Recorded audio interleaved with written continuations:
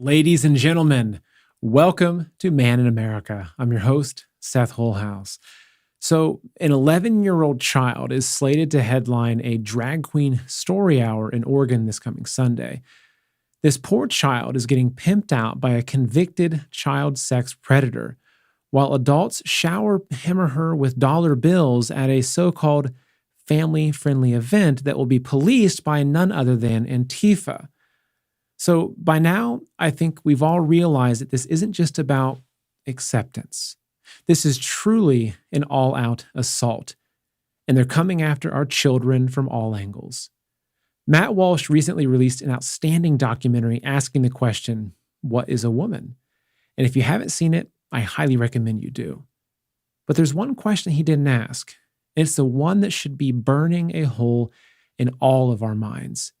Is all this trans stuff, this gender confusion, just some kind of social trend that's to be expected in late-stage civilization?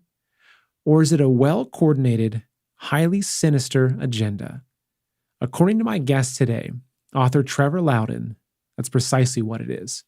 And if he's right, then who are the puppet masters behind it all? And just exactly what is their end goal? But first, today's show is brought to you by Rise TV, a Patriot-owned streaming platform. With all the big tech censorship and demonetization going on right now, the subscribers at Rise TV are literally the reason I can bring you this critical information today. Over at Rise, our mission is to uncover the truth, no matter how dark or difficult, while always holding on to hope. We have a massive content library and an amazing community of patriots. And you get to hang out with me and my guests for the second half of every show and ask your questions and share your thoughts and ideas. So if you have any specific questions for Trevor, make sure you join us on Rise TV. There's a link for a free trial in the description below. You should go ahead and click it now. That way you're all ready when we cut the public streams for the exclusive Q&A during the second half of the show. Also, make sure you're following me on Telegram and Truth Social at Man in America. You can also catch every episode as a podcast if you just want to listen. The links to the podcasts and social media are all in the description below. Or just search for Man in America in your favorite podcast app and make sure you leave us a 5-star rating. It really helps us to reach more people. And folks, by now, we all sense that we're in for a bumpy ride for the foreseeable future. Much of the world is going through a process that the experts are calling de-dollarization. And China and Russia, imagine that, are leading the charge. So what does this mean? You see, the US dollar is a fiat currency, meaning it isn't backed by anything of value. The only thing that really gives our dollar real value is its demand around the world. But now, and especially under the corrupt and incompetent Biden regime, the rest of the world is fed up with the Federal Reserve printing money out of thin air and demanding to trade it for things of real value. So though the dollar is strong right now, it's only because people are fleeing the European currencies, and its strength is short-lived. This is why Russia's already backed its currency with gold, and many other nations are expected to follow. But what happens if the dollar loses its global reserve status? Well, for most of us Americans, the US dollar is all we know, right? All of our hard-earned money is completely tied to it, whether it's through the stock market, bank accounts, pensions, 401ks, etc. The value of our dollars, our life savings, could be literally wiped out in a matter of months, weeks, or even overnight. And look, I'm not a financial advisor, so please do your own research. But I believe that now, more than ever, it's a good time to consider transferring at least some of your wealth into physical gold and silver, real-world assets that stood the test of time. And for this, I'm confident recommending Kirk Elliott. You can buy gold and silver directly, even in small amounts, or you can transfer your IRA into physical gold and silver with zero taxes or penalties. Now, look, I want to be really clear. You don't buy gold and silver to get rich. You do it to protect your wealth. So now's the time, folks. If you want to learn more about this, open up a new tab right now and go to goldwithseth.com, or you can call 720-605-3900 to speak to someone right now. Kirk Elliott's team of advisors will answer all of your questions and take care of you every step of the way. Again, that's 720-605-3900. Also, folks, I'm sure a lot of you own your own home. Well, the deed to our homes is the only document that proves that you own it. The problem is, though, the deeds to all of our homes are online now, which means that a criminal can find your deed, forge your signature, and refile as the new owner of your home. Then he'll take out loans using your home's equity and leave you in debt. FBI reports show that real estate fraud is one of the fastest growing cybercrimes in America, and this is already costing Americans massive amounts of money. And unfortunately, you won't know until collection notices show up on loans that you yourself never took out. Homeowners insurance doesn't cover you, and neither do common identity theft programs. Home Title Lock is your peace of mind that the deed to your home is protected, where you can protect your home equity and title for just pennies a day. So to learn more, go to hometitlelock.com/Seth and use promo code Seth. Then enter your address for your no obligation home title scan to see if you're already a victim. It's a $100 value for free. So to be sure to use my promo code Seth for your free title scan at hometitlelock.com/Seth, promo code Seth. All right, folks. So what prompted this show is my wife and I recently watched the documentary put out by Matt Walsh called What is a Woman, which is on Daily Wire. And if you haven't watched it yet, I highly, highly recommend it. It's so well done. And I happen to like conservative bearded commentators with glasses, accuse me of that. But anyway, Matt just does such a good job, and he digs into all of the phenomena of this trans and gay agenda that's not just happening in America, because look, if there's people that want to push for more equal rights, that's their own thing. But when it crosses this line where the students or small children are going to school and they're being taught the queer theory, gender identity, they're being confused about who they are, they're being encouraged to question their own sexuality, they're being taught how to do explicit sex acts in middle school. To me, this crosses a line. And one of the questions, though, that Matt didn't quite get to in his documentary was what's really behind this? Because it's easy to say, oh, well, the Democrats are pushing this, or Biden is pushing that. But is there a more nefarious plot behind this trans and LGBTQ plus agenda that's really being progressed at an incredible speed in America? And so I wanted to bring on one of my favorite people to talk to about these kinds of topics, someone who understands communism, but also understands the infiltration and the subversion of America and the intentional decades-long plan to rot America from the inside out to make us right for the taking. So I'm so happy to bring on my guest today, Trevor Loudon. Hi, excuse me. Thanks for having me on, Seth. Good to be here. Oh, absolutely. So, Trevor, I had you on recently when we talked about one of your recent documentaries, Enemies Within the Church, where you talked about the communist infiltration of the church, which was really eye-opening and frightening. But I really, I have some suspicions about what I believe is behind this agenda that we see. But I want to start with just showing some people what's happening. So I'm going to play, there's a recent video clip that Matt Walsh did where he's talking about a recent scene of a drag dancer, or drag queen at a cafe where there's a young child that's watching it. So let's go ahead and start the show with this clip. And I then want to get your thoughts on this.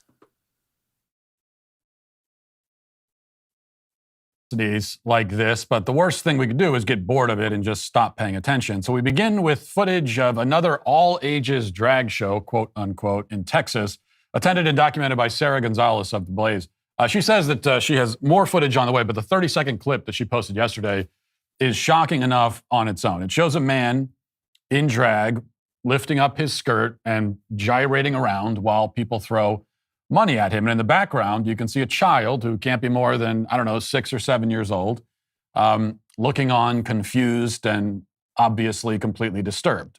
Meanwhile, the music, which is blasting through the restaurant, is so vulgar and sexual that I can't play the clip with sound, and I can't even quote the lyrics to you. All I can say is that it's a woman rapping in extremely graphic terms about her genitals and about the various sex acts that she wants to perform. So there's at least one child. And this is just one of many, many videos that we're seeing coming out. So, Trevor, when you see this and when you see this pattern of what they're doing to our children, how do you make sense of this? Well, I believe that things don't really happen by accident. The fact that something like 20% of California's school children now, high schoolers, don't really know what gender they are, isn't just a fad. That's a consciously driven social program driven by the left to basically break down the structure of the American family. It's that simple. And if you look at what is revolution, revolution is overturning the natural hierarchies and systems that God has given us. So we've been given the church, we've been given the family, and we've been given civil government. All of those three institutions are under attack. They're being undermined and overturned. The gay rights agenda, the LGBTQ agenda, is a Marxist movement. It's completely initiated by Marxists. It's driven by Marxists. It's promulgated by Marxists. It is pushed on the family to break down social structures to pave the way for chaos and revolution. It's as simple as that. And there's a long history of this that goes back to the 50s. And so I think that if you go back to McCarthyism and say, oh, it's a communist thing, it's a communist this or that, there are a lot of people that might say, well, yeah, it's really easy to say that, but through your research, what is some of the proof and the details of history that really illustrate the ties that this modern movement has to these Marxist roots? Well, the very first gay rights organization in America was set up about 1950. It was called the Mattachine Society, and it was named after some kind of masks that were worn in the Middle Ages. And it was set up by 3 or 4 Communist Party members, the leading one being Harry Hay from Los Angeles. So it was a Communist Party front. It was originally called the Bachelors Club, because bachelor apparently back in the 50s and 40s was a common expression for homosexual. Words like gay and that sort of thing didn't even feature back in those days. So it started as a bachelor's club. It became the Mattachine Society. Now, Harry Hay had been recruited into the Communist Party by his homosexual lover, a man called Will Geer, an actor. You may remember him as Grandpa Walton in the Waltons. Okay. Really? So Will Geer was homosexual, recruited Harry Hay, his lover, into the Communist Party. Harry Hay was active in Los Angeles. He was active in electoral politics. He was active in the late 1940s when Wallace, the pro-communist, ran for president. He was part of his campaign. But the gay rights movement was his overriding passion. And he started the Mattachine Society, and he actually withdrew from the Communist Party, not because he was no longer a communist, but in those days, these were two fraught areas, homosexuality and communism. And the communists didn't want to be associated with it, and the homosexual movement didn't want to be associated with communists because it was two scary things in the public's mind. So he deliberately withdrew from the Communist Party to amp this movement up, to keep it going. And eventually the Mattachine Society went a bit liberal, and they actually expelled the Communist Party members from their own ranks, the people who'd started it. But Harry Hay progressed. He started a group later on called the Radical Fairies. But this is critical. He was also an early founder and major supporter of the North American Man-Boy Love Association, the first organization openly promoting pedophilia in the United States. And this organization was harassed by the FBI, etc.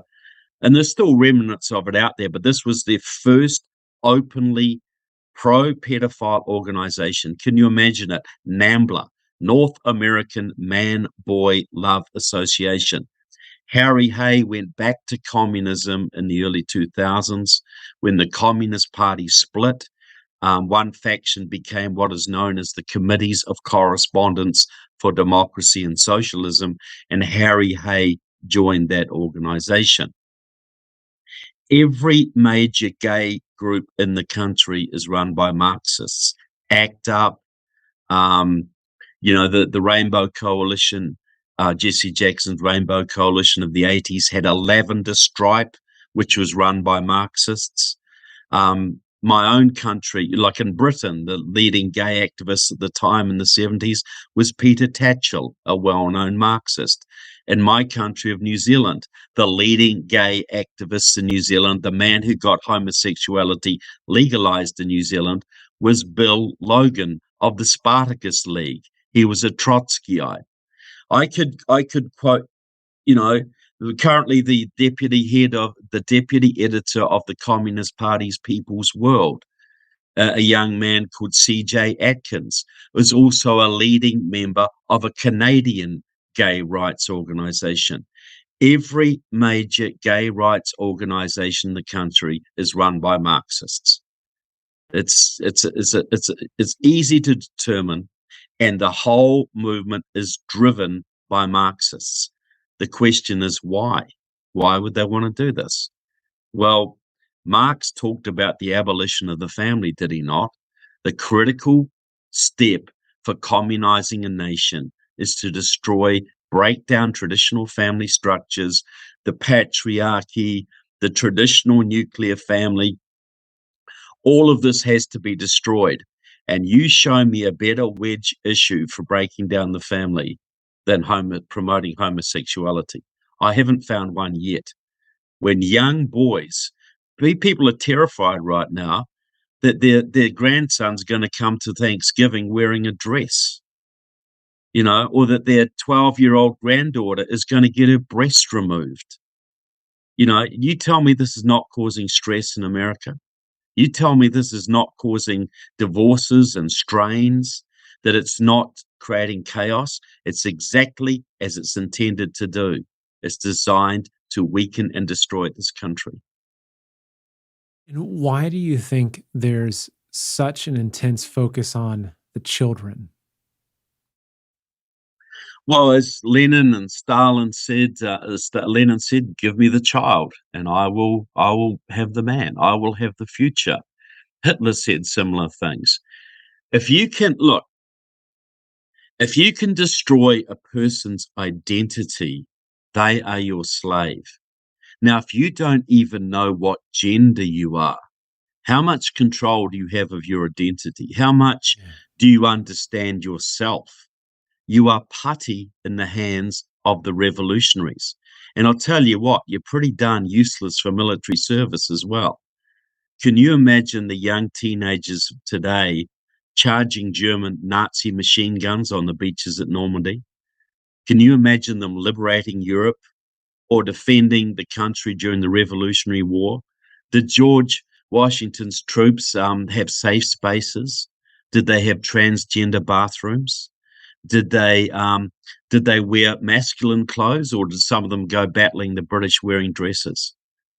This is aimed at the military. It's aimed at society. It's aimed at just degeneration. It's one of many lines of attack by the Marxists to destroy the country. See, people have this illusion, communism faded away when the Berlin Wall fell. Well, communism now controls almost every university in the country. Communism controls the Democratic Party now.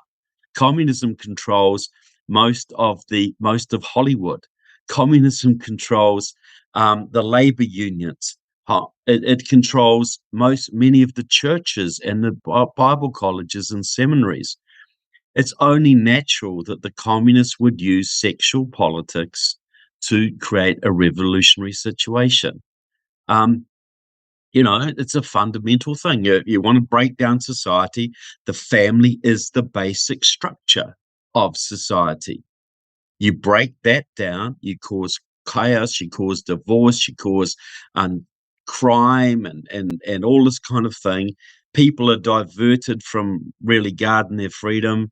The society devolves into chaos, and you're easy meat for the revolutionaries. These poor young kids in the high schools are being brainwashed like you wouldn't believe. And if I told most Americans 10 years ago that the communists were so powerful in this country that they could get teenage kids experimenting with homosexuality like it was a fashion, do you think I would have been believed? But No. that's what's happening. That's what's happening right now, even in the conservative communities across this country. Let alone convincing a high school kid or even a middle school kid to go have their breasts removed or to be put on puberty blockers, meaning they'll never be able to have children again. I mean, it's just astounding how accelerated this agenda has become and how much progress they've made with it. It is a little horrifying thing for a man. A guy told me the other day, a doctor said puberty blockers, people say, oh, they're harmless, you can go off them, everything's fine. But look, a young boy who goes on puberty blockers, his penis stops growing. So when he goes off them, he's a 25-year-old man with an 8-year-old penis. What do you think that's going to do to his self-esteem in later Oh years? man. We're going to see so many suicides and mental illness because we're allowing our kids to be indoctrinated into this movement. I've got a friend in Texas, split up with his wife. His wife has control of the children, and she's convinced that their 11-year-old son wants to be a girl. He's a boxer. He's one of the best boxers I've ever seen. He's about as much of a boy as you could possibly get. And this man is frantic because they're going to chemically castrate this kid or surgically castrate this kid if things go to fruition. You imagine the stress on a father knowing that could happen to his son? And the law is not standing up. The politicians are not standing up. They're terrified of the gay lobby. Look, homosexuals are about 2% of the population. They're not 10% like Kinsey told us, Kinsey the socialist. They're about 2%. The radical gay movement is about 10% of the 2%. But they have more political power in this country than I would say Christians do, who are Yeah. probably 40% of the population.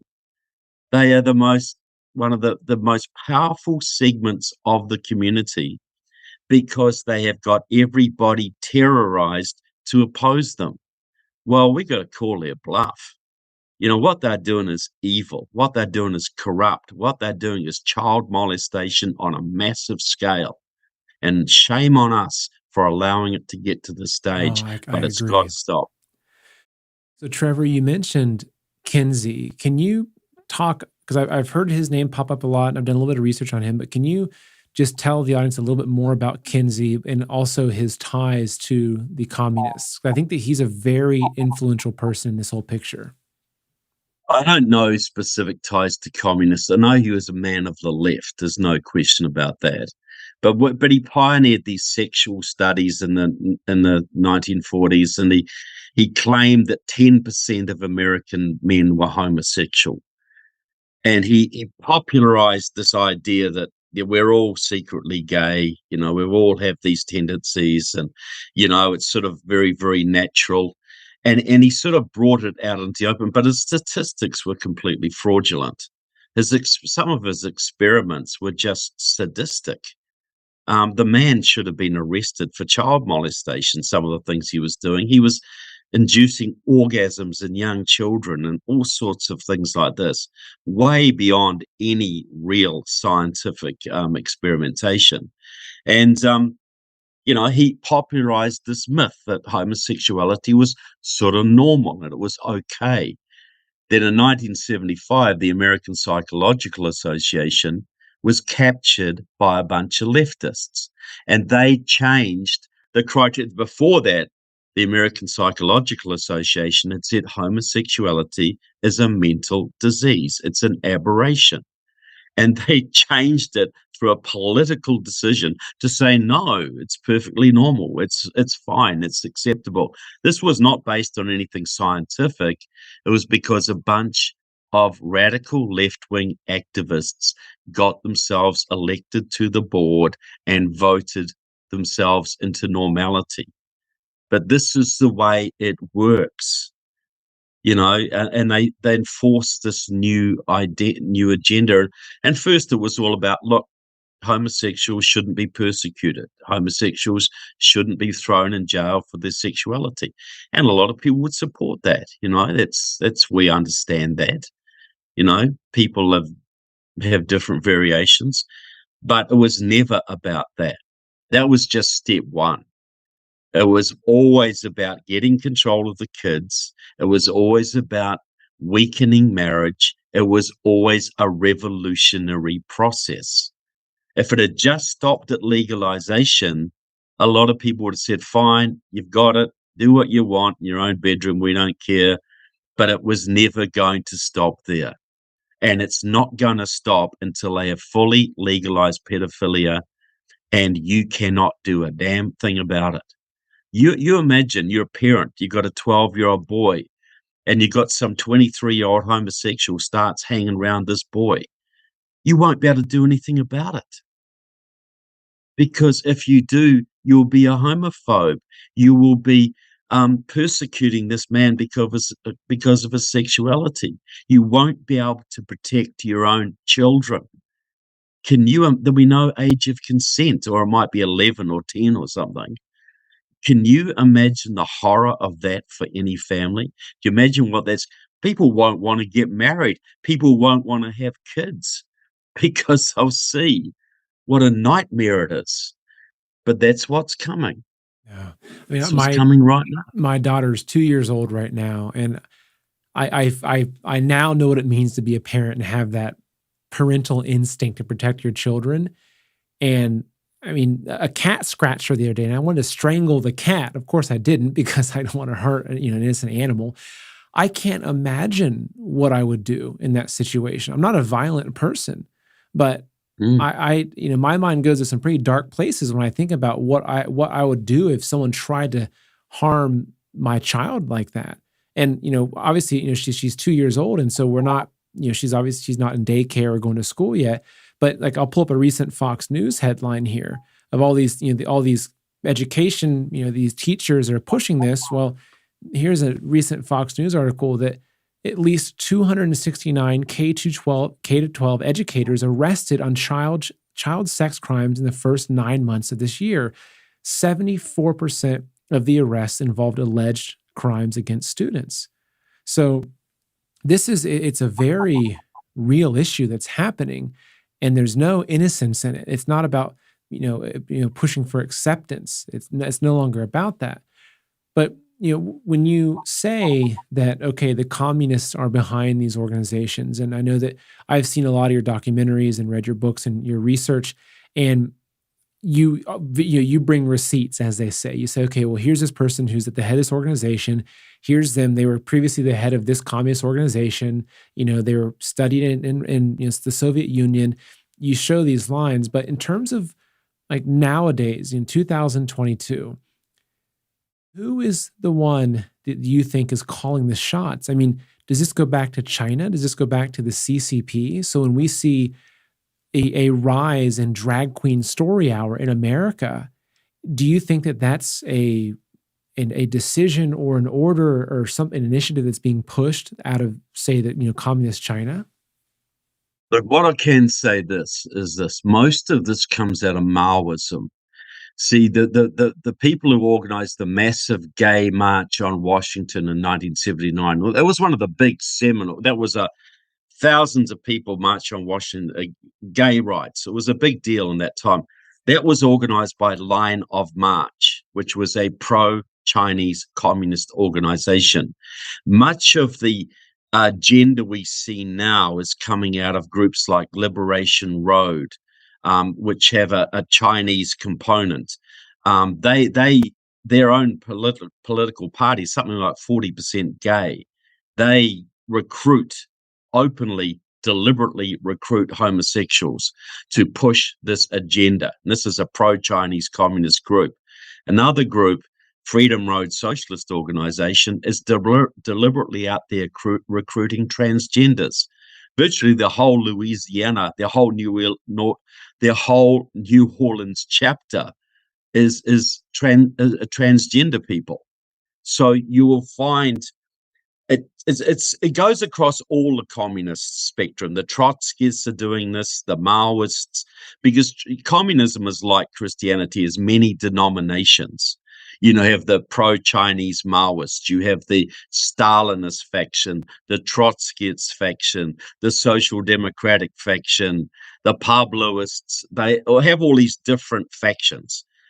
But the main ones are the Maoists. The Maoists are most heavily involved in the racial politics. They gave us Black Lives Matter, and they're also most heavily involved in the gay politics.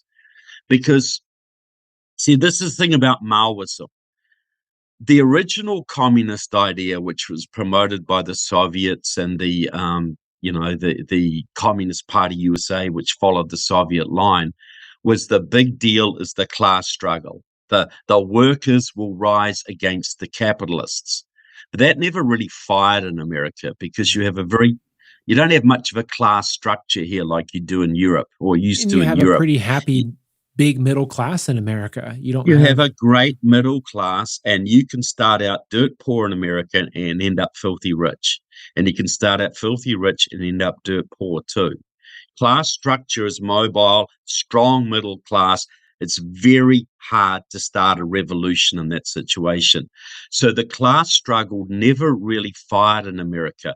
So the left, the communists, turned to gender politics and racial politics. Black Lives Matter is a Chinese operation, 100%. Absolutely. Run by Asians for Black Lives, which works for the Chinese Progressive Association, which works with the Chinese consulate in San Francisco. But the same people helped form ACT UP, one of the main gay rights organizations. The same Maoists were organizing the big marches on Washington. The same Maoists promoted this we've all got 59 pronouns now.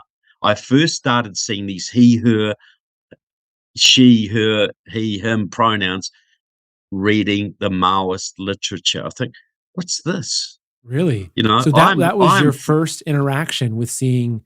this was a few years ago. Really? Yeah, I'd never seen it, and I'm Jim Smith. I'm with the Gay Task Force. My pronouns are he, him. I'm Susan Jones. I'm with the Lesbian Alliance. My pronouns are she, her. I'd never seen it before. That's where I first saw it coming out of the Maoist movement. So I would say the Maoist movement is the big pusher of this movement in America, and it works for China. It propagandizes for China. It sends people to China for training. It has people living in China. They work for China, and they are pushing this agenda. I haven't seen the directive coming from Beijing, say push the gay rights movement in America. They don't have to. What they do is they work on divisive issues. They work on issues of gender and race and class to some degree to split the country. And I have seen the Maoist movement most actively involved in what we now see as the LGBTQ movement. That's LGBTQT movement, I think it is now. And that's where I believe it. That's where I believe that the heart of it is, but it spreads out into academia. The he, her pronouns and what all this garbage came out of the Maoists, but pretty soon it was everywhere.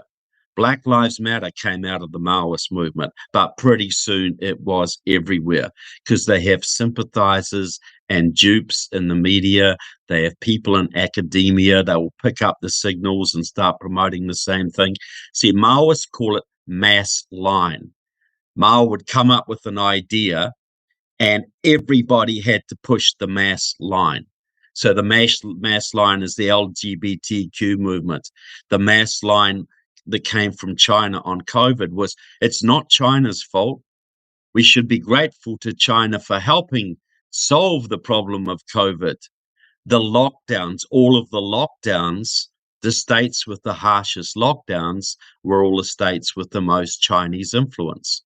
California, Hawaii, Oregon, Illinois, Massachusetts, New York, where the Chinese had the most power, the lockdowns were the harshest because that was mass line enforcement. Now we have mass line enforcement with Black Lives Matter. If you don't support Black Lives Matter, you're a racist. Okay, you had Republicans taking a knee to these people. If you don't support the LGBTQ agenda, you're a homophobe. You're a horrible person. You're intolerant. You're a hater. This is Maoist mass line enforcement. So I would have to say that most of this movement is guided and directed by the Maoist movement in the United States. And so, is this something that you see happening in China? Because I've got a video to show you. Because we have our kids here that they're teaching gender confusion, and they're all the stuff they're teaching them. Yet we have this video that came out of China recently, and this was these young, I look like probably kindergartners age, right? And this person who tweeted said, "Be honest, would you rather your 6-year-old learn about BJ's trans rights and their teacher's sexual preference and pronouns or math like this?" Let me play this quick video. It's only 30 seconds. Little kids doing math, adding up huge figures in their head. These are kindergartners. 6,418, 7,012, 2,909, 5,102, 8,356, 4,530. What's your answer? 5,125. 5,125. 5,125. So, I mean, which makes me think it's like, are they teaching their kids this stuff? Because it looks to me like the Chinese children aren't learning Common Core. They're not being dumbed down. And I also see other videos of even high school age kids learning military drills. And what do you make of the contrast here? Well, okay, what is the aim here? See, if you're a Marxist revolutionary, everything must serve the revolution.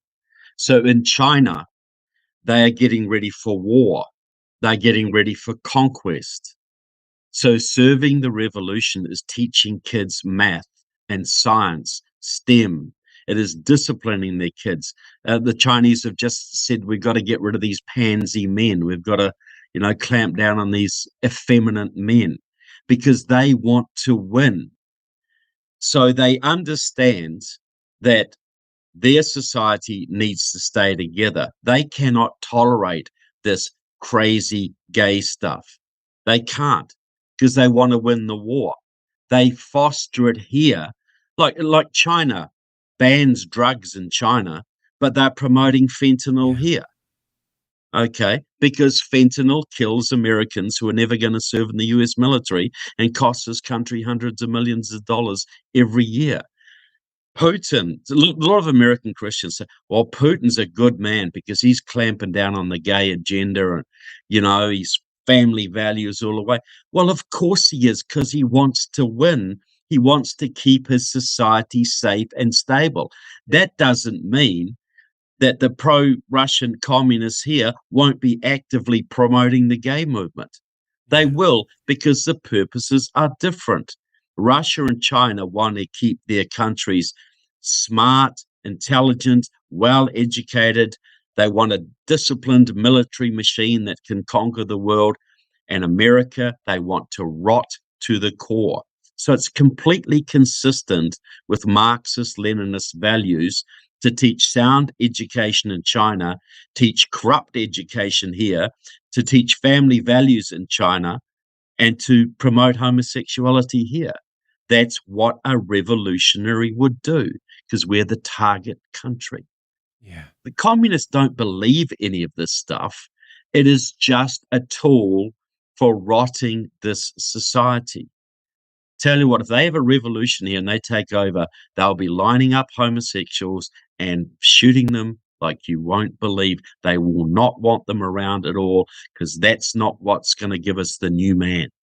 They are useful tools for now, and they'll be very quickly disposed of when the revolution comes.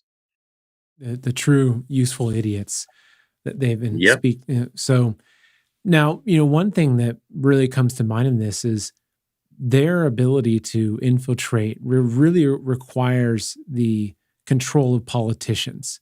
And if you look at a lot of what we see happening, whether they're laws being put into place, even the protection given to these organizations, fundraising for these organizations, they have control over the politicians. And so this is something I also want to talk about your recent book, because you get into this. And so of the political class, I say really at the higher level political class in America, I have two questions for you. One is, how many or what percentage of them do you think in some way are under the control of the communists? And then question number two is, how are they being controlled? Like, what are the levers that they have that are being used against them?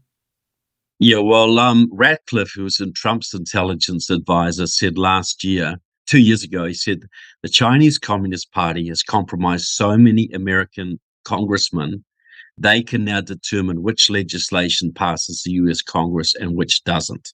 Insane. Okay.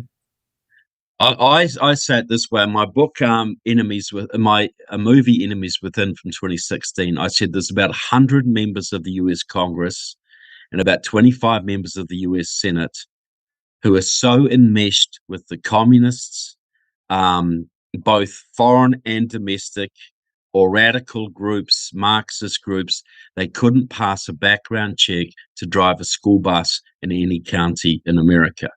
You're talking the chairman of every single committee in Congress right now are headed by a Marxist or a Chinese compromised individual. The same in the US Senate, the same in the US cabinet, the same in the White House. I think right now this country's being run by Barack Obama and Susan Rice and Xi Jinping. That's who I think's running this country. So that's why we have the legislation we do. See, this is how it works. In the old days, the Soviet Union, they didn't have much money. They had to get their people through ideology. They had to go say, look, you're a communist. You believe in the revolution. We can elect you to Congress and you can work to disarm the US military. You can feed us information. You can pass socialized healthcare laws. You can do all these things. And they would get a few people, right? They would get a few people. The FBI used to weed some of them out back in those days when they used to care about that sort of thing. The Chinese Communist Party has ideology. They have people on the left who are sympathetic. Many members of the US Congress and Senate are sympathetic to China, including both Mitch McConnell in the Republican Party, Dianne Feinstein and Judy Chu and Barbara Lee and others in the Democratic Party. The Chinese Communist Party gets the left through ideology and money, and it gets the right through money. So you have a lot of Republican governors who are very cozy with China. They and China is the big, it's the pro-Chinese. It's companies like BlackRock, for instance, who work with China, who are pushing this ESG stuff, emotional social governance and all this kind of stuff in the education system. So big Chinese connected companies like Nike are pushing this, in the sports field. But you have most of the Democratic Party and a reasonably big chunk of the Republican Party who are dancing to China's tune, especially people in the highest levels. You find lots of governors, lots of senators have invested in Chinese companies, have taken trips to China, following the Chinese line. So they get some of them through ideology, some of them through money, some through blackmail, some through threats. There's a whole range of ways. But I say in my new book, I've profiled 30 senators in 2 books, and I'm saying you got at least 30 US senators are deeply invested with China, Iran, Cuba, some even with North Korea, and with the local communist movements and Islamist movements. So I put it out there because we wonder why we have a very conservative, patriotic populace in America. We believe in family values, we believe in God, we believe in the Constitution, we believe in America, and we keep getting the socialist legislation pushed down our throat. Well, you look at it from the point of view of someone like Xi Jinping. Would you want to spend hundreds of billions of dollars fighting a trade war to destroy the US economy, which you'd probably lose? Would you want to spend trillions of dollars fighting a military battle, a kinetic war with the United States before you were ready? Or would you rather spend $1 billion buying up American politicians and funding American communist organizations like Black Lives Matter and the gay movement and voter registration groups to bring America down? What would you rather do? And what would make more sense? Because the FBI is not going to stop you. There's no background checks in Congress whatsoever. There's no security clearances, no background checks in Congress. We know many of our congressmen are compromised by the Chinese. Many more are compromised by the Iranians, which is how we got the Iran nuclear deal. Many of them work with the Islamists. Many of them are communists or work with the communists. We have a conservative, patriotic populace, and we have a completely communist-dominated Congress and the Senate. The Congress and the Senate right now is run by communists. I'll give you one example in the House. Benny Thompson, the man who's running the January the 6th hearings, right? Okay. Well, he back in the 70s and 80s, he was involved in the Communist Workers' Party, Democratic Socialists of America, Communist Party USA, and also with the Republic for New Africa, a black communist group that killed about 12 cops during its reign of terror. He went to Cuba in 2000 and did a deal with Fidel Castro to bring 150 Americans to do free medical scholarships in Cuba, 7-year courses, care of the Cuban government. Many of these kids, the sons and daughters of American Communist Party members. So now they're out in the communities stirring up revolution all over the country. Benny Thompson should be investigated by Homeland Security, not running it. Every major committee in the Congress is run by a Marxist now, or somebody sympathetic to Marxism. We're in a revolution, and the US Senate are the reason we have a nuclear deal with Iran. They're the reason we're no longer energy independent. They're the reason our kids are being indoctrinated in schools. They're the reason our military is being gutted before our eyes. They're the reason our southern borders are wide open, because we have over a quarter of our Senate who couldn't pass a background check to sell you stamps at the post office. That's why I wrote the book, so people could actually understand how deeply we are penetrated and how important the upcoming elections actually are. And I'm glad that you mentioned that, because that's what I want to talk about, is what we can do. Because I think that for a lot of people, they see this and it's like, it's almost overwhelming.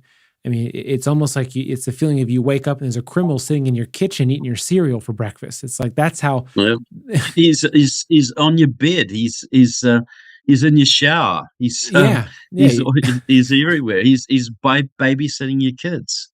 Yeah, exactly. So, we've seen a lot of recent headlines about the U.S. The voting software company Conic and their ties to the CCP.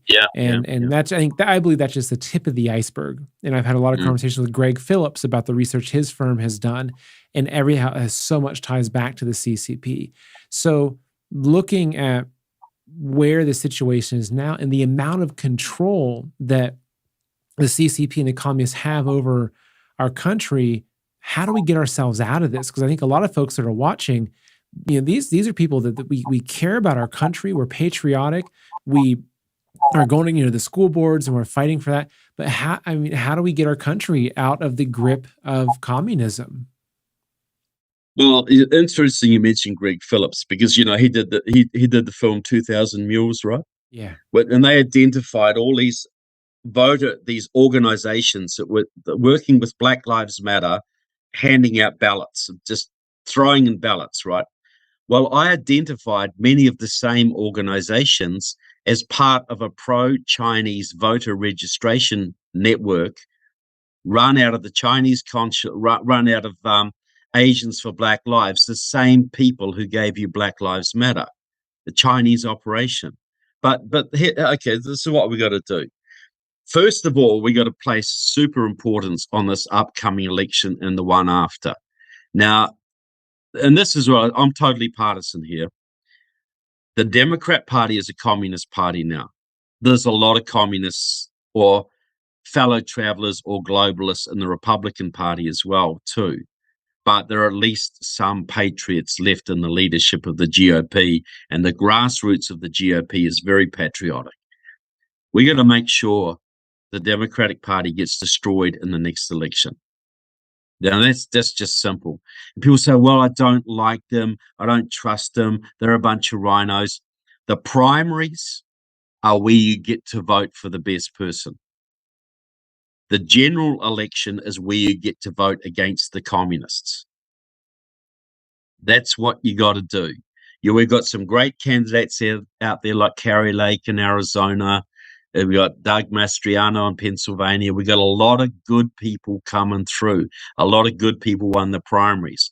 We got to make sure they get elected. I travel all over this country. I'm seeing a grassroots upsurge like I've never seen.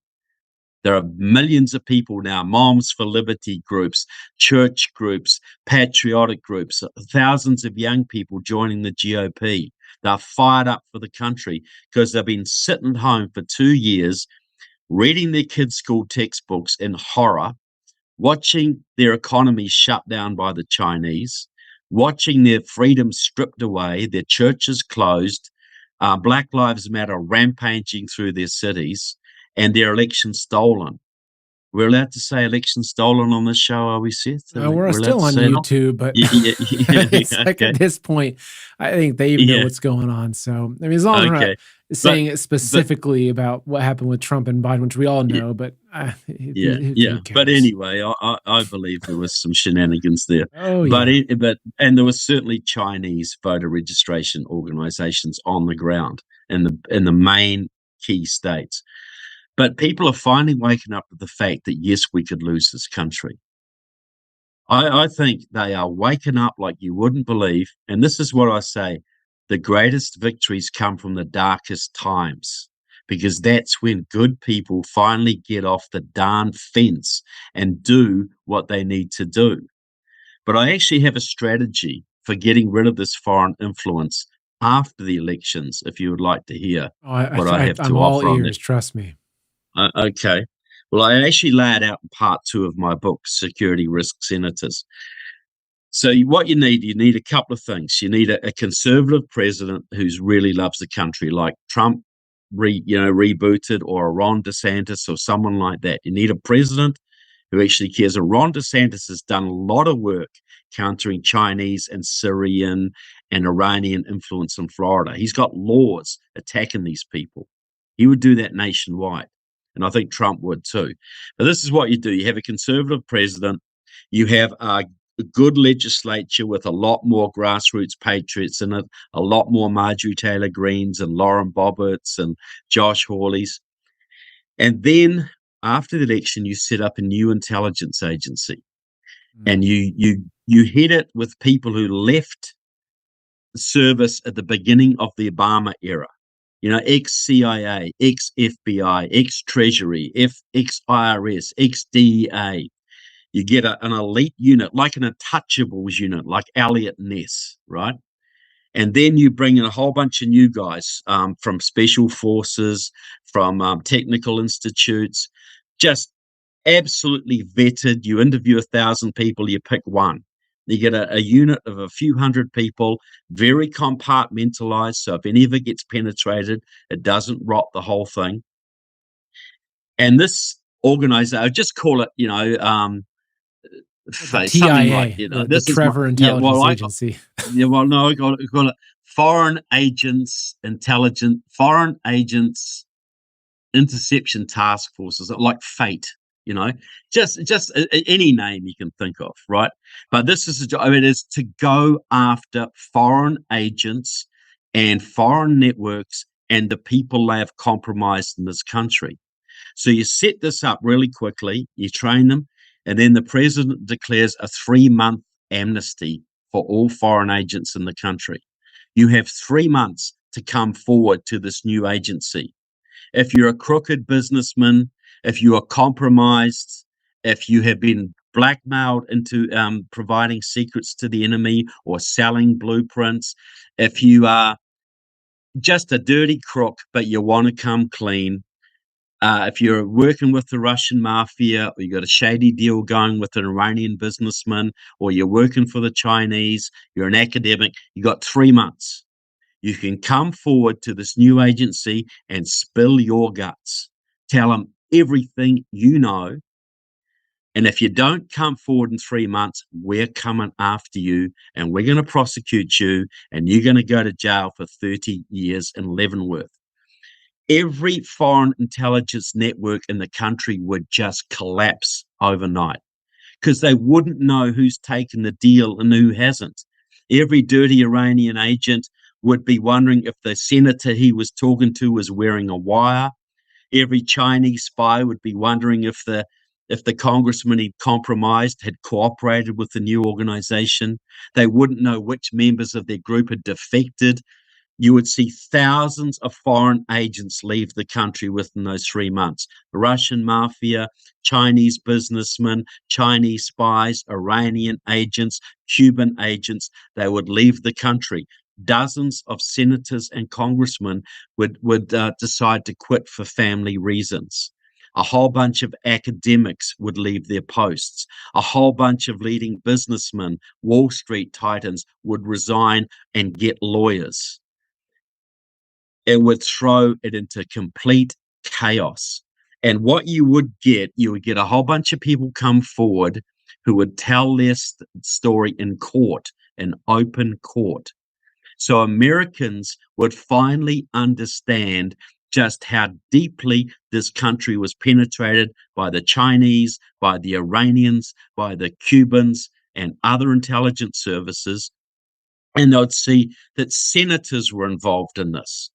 Wall Street titans, big tech operatives, academics, scientists, journalists were all involved in these networks. I think this is a very Christian approach, you see, because most people don't get involved in these networks out of pure evil.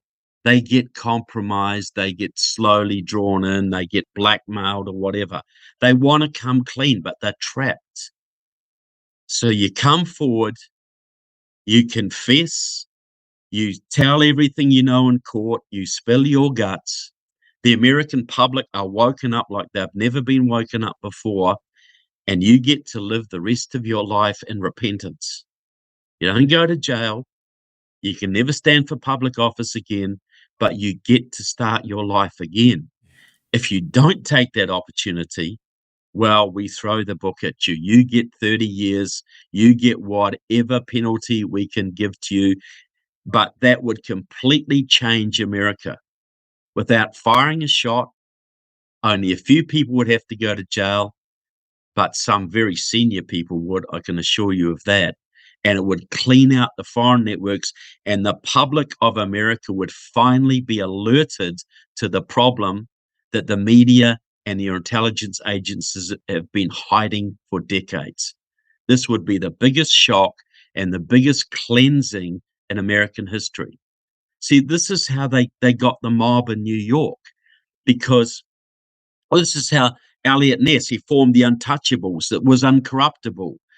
Thomas Dewey, when he was taken on Murder, Inc. in the 1930s, he interviewed 1,200 people to get a little group of uncorruptibles that he could take down Murder, Inc. with, because everybody was scared of them and they had so many cops on their payroll.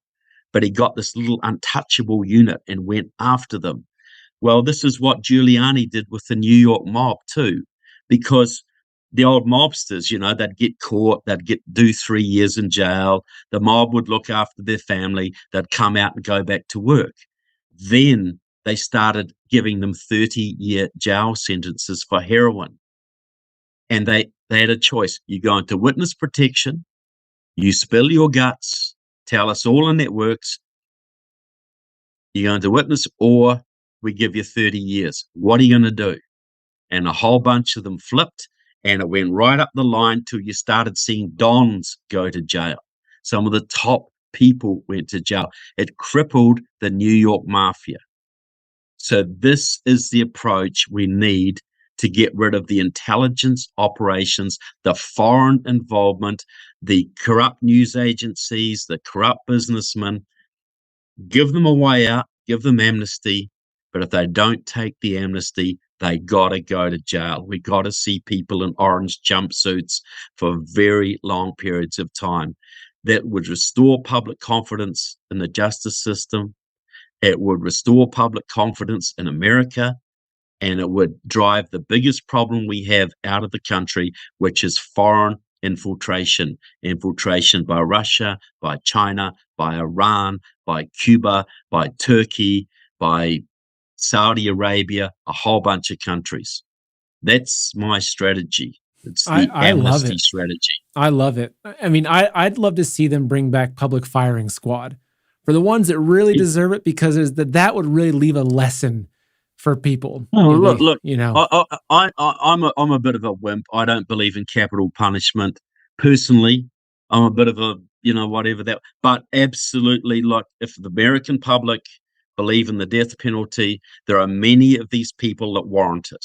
There's no question, none at all. And if that's what is applied, that's what it is. But amnesty, give people a road out. Give them opportunity for forgiveness. Clean. Yeah. If they come clean, you can only be forgiven if you truly repent. Yeah. If you confess everything, if you really come clean. But I think that's an elegant and a very Christian way of dealing with a very, very deep problem, a problem that's going to destroy this country if we don't deal with it. Yeah. We've got to do it. We've got to have the political will to do this. It's one of the best solutions that I've heard.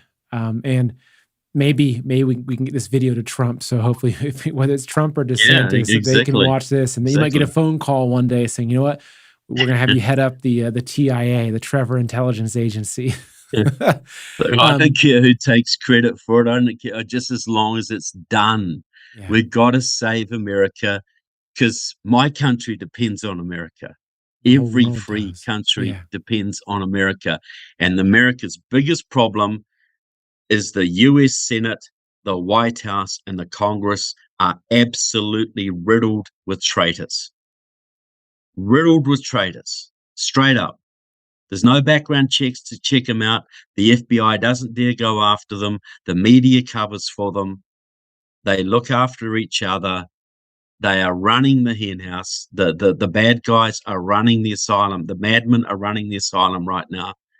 That's why I wrote the book, Security Risk Senators, because people don't understand how deep this is. I do want to encourage folks to check out your book, so it's Security Risk Senators. And this is part one of two, which just came out from you.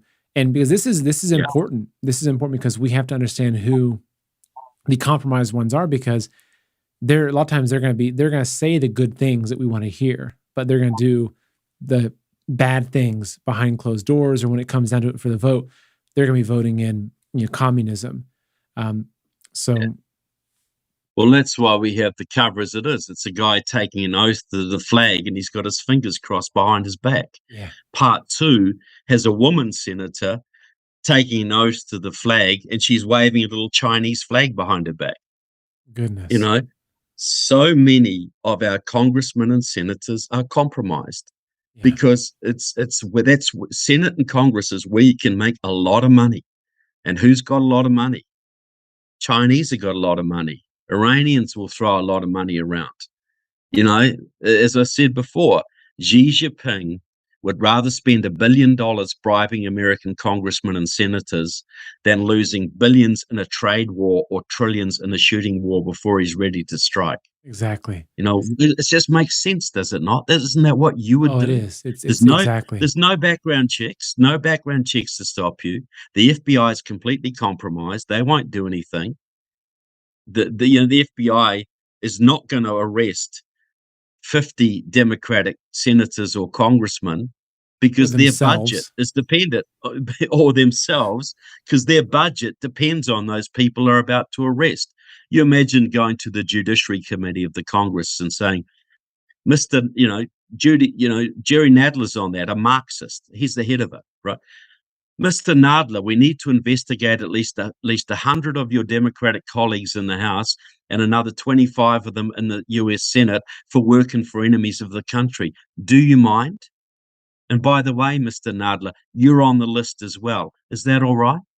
Exactly. What do you think is going to happen to their budget next year? Do you think the FBI, even if they wanted to do something, do you think they're stupid enough to bite the hand that feeds them? Of course not. Of course not. So That's Trevor, that's why we need another intelligence agency that's independent, that's completely loyal, that will go after Republicans, Democrats, anybody who's compromising this country. That's what we need. And we're going to get a lot of cooperation if we give the guilty parties, at least some of them, a way out of the mess. That's what they're looking for. Yeah. That's what they're looking for. I agree. So, Trevor, we're now going to jump into the Q&A portion. Before we do a few quick notes, one is that if you're watching, if you've enjoyed this podcast, if you're listening, or the show, if you're watching, please share it with at least one person. Email it to a friend. Say, check this guy out. This Trevor Loudon, this guy gets it. He's demystified why we're seeing this massive trans movement, why our Congress is only helping China, et cetera. So please share it with one person. I also want to encourage folks to check out Trevor's latest book, which I showed you the Amazon link. I'm sure there's other places that are not on Amazon if you don't want to support Bezos. Yeah. Well, you can go straight to my website, trevorloudon.com, and you can get a signed copy if you do that. But whatever you do, just get it and give it a review on Amazon or go to my website, trevorloudon.com. But it will shock you. I promise you. Part 1 profiles 15 senators. Part 2, which is coming out in a couple of weeks, will profile another 15. Great. So we're now going to jump over to Rise TV for the Q&A portion. But I want to highlight one question that popped up from Just Vicky on YouTube. So I thought it was really good. Who said, Trevor, it's a great plan. It sounds solid, but unless our once great nation returns to God, that's how she, so what are your thoughts on that? Well, we are fighting a spiritual war, right? We're fighting, we see it play out, Republican, Democrat, constitutionalist versus communist. We see it play out in these things, but ultimately this is a spiritual war between good and evil. So it's a given, as the founding fathers said, this republic is designed for godly people. It's not suitable for any other. Absolutely, I agree with that. We need a spiritual revival here. We need to fight this on every front. But I think, what is honoring God? Honoring God is to stand in truth and courage. Stand in faith and courage. See, to save this country, we need to tell the truth. To tell the truth, we need courage. And where does courage come from? Courage comes from faith. That's where it comes from. Why, in the book of Revelations, who are the first people to go to hell? It's not the murderers, it's not the thieves, it's not the idolaters. I can never say that word. It is the cowards, right? God expects people to be brave and courageous because that shows they have faith. Cowards have no faith. That's why they are the biggest sinners, because they don't have any faith. You got faith, you don't fear anything. If you have your eye on eternity, why are you worried about the IRS or the Democratic Party or whatever they're going to do to you, or not being invited to a birthday party? You got bigger things on your mind. So I think it's a given. This country needs a spiritual revival, but the proof of that will be courageous people standing up. That's what'll be the proof of that. When we see people standing up in faith and courage, leaders standing up in faith and courage, and it won't be many of our current leaders, it'll be the new crop that's coming through. That will be proof that people are turning to God. That will be the proof. Because if you're really turning to God, you will fear nothing from that point onwards. I couldn't agree more. So say amen to that. All right, so folks, we're now going to just jump over to the Q&A portion on Rise TV. I hope you can join us over there. There is a link in the description for a free trial. So come check it out. You can come join for free. Like I said, there's a free trial. So it's a 14-day free trial to Rise TV. You can cancel at any time if you don't want to stick around. So come join us for the Q&A portion. And just want to thank everyone for coming and remind everyone to check out Trevor's book. And I'll pull up, this is Trevor's website, which is just trevorloudon.com. So trevorloudon.com. And this is where if you don't want to support Bezos, who's hand in hand with everyone else pushing this pedophile agenda and everything, then go directly to Trevor's website. So Dom, you can go ahead and cut the public stream and we can dive into the Q&A. We've already got a handful of great questions that are waiting for us, Trevor. So let me go ahead and jump into that. So, okay. Actually, this is a fantastic question. This is from Yak with You, who says, how close to the end of the CCP do you see? But by the end of the year, like how much longer does the CCP have? Well, that really depends on what we do here. If President Trump had got a second term, I think the CCP would be collapsing about now. Because he was working with Japan, he was working with India, he was working with Australia, Taiwan, to basically starve the CCP out of existence. The CCP only exists because we give them tons of money.